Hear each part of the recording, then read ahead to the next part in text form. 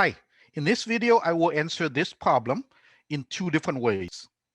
The problem is, given the graph of y equals fx below, sketch the graph of y equals 2 times fx. The first way is if you know the rules of graph transformation. I'll show you how to apply the rule. The second way is if you don't know the rules of graph transformation, I'll show you how to do this from scratch. In fact, if you do know the rules of graph transformation, you should still watch part 2 because it may enhance your understanding of where the rules came from. I'm going to turn off the video of my face because it may be distracting. All right, so part 1, if you know the rules of graph transformation. Well, if you know the rules, then you recognize this problem as one that asks for the graph of y equals c times fx, where c is a constant, given the graph of y equals fx. In this case, c is equal to 2. Well, the graph of y equals c times fx is the graph of y equals fx that is stretched or condensed vertically by a factor of c, so multiplied by c. If c is greater than 1, then we're stretching because things get bigger. If c is less than 1, then we're condensing because things get smaller.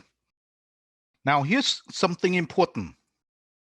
This term here, stretch or condense vertically, it means going up and down away from the point y equals 0.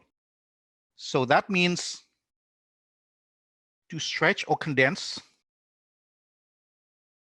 starting from y equals 0 or the x-axis. In other words, think of nailing down the points that are on the x-axis and then stretching away from it in both directions. So stretch upward if you are above the x-axis and stretch downward if you are below the x-axis. So roughly speaking, you have these points are on the x-axis and you have the graph kind of like this. Well, what you do is you hold down the points that are on the x-axis and you sort of stretch the rest of them away. So if it's negative, it's more negative. And if it's positive, it's more positive. That's when you're stretching. So roughly speaking, that's what you're going to get. And our constant is c equals 2, so points are double the distance from the x-axis. Positive points become 2 times as positive, and negative points become 2 times as negative. All right, so let's apply it to this graph. Nail down the points on the x-axis. This point is at y equals 2, so it got stretched up to 4. This point is on the x-axis, stays the same. This point is at -1, so it got stretched down to -2. This one goes up to +4. And this one goes down to -6. So those are our points, and now we're just going to connect them.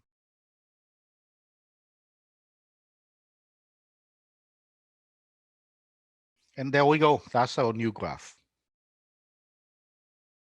So that's how you would do it if you know the rules of graph transformation. Now we're going to move on to part 2.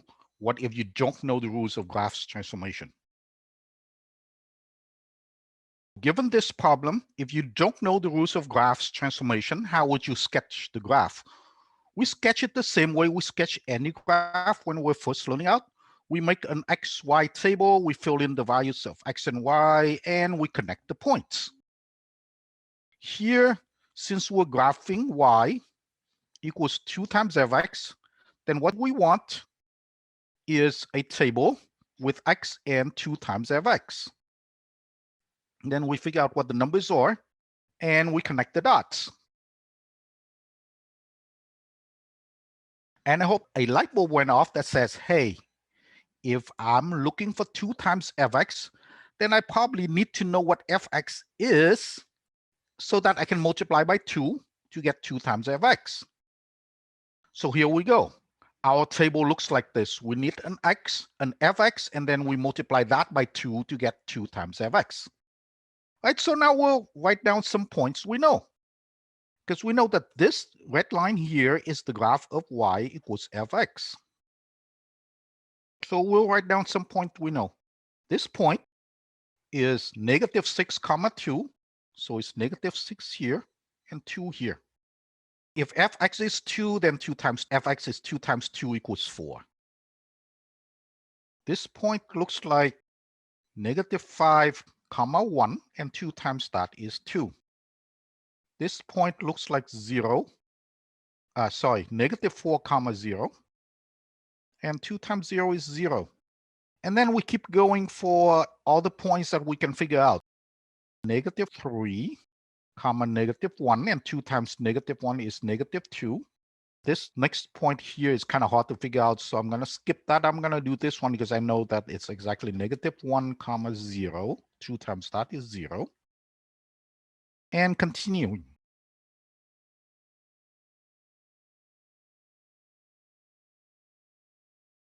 This point looks hard to figure out. It may be like 4.2 or something.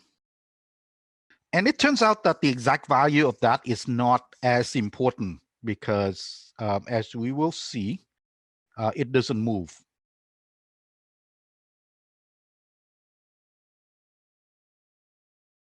This last point here is 6 comma negative 3.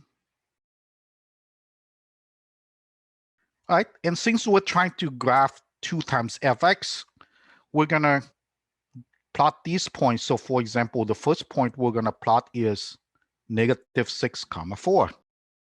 So basically, we're going to use this x and this y. They go together, first and third column. So first point.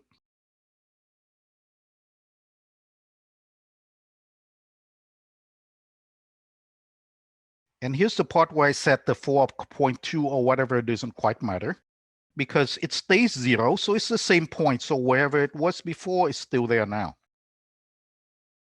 And now I connect all these points together and I get my graph.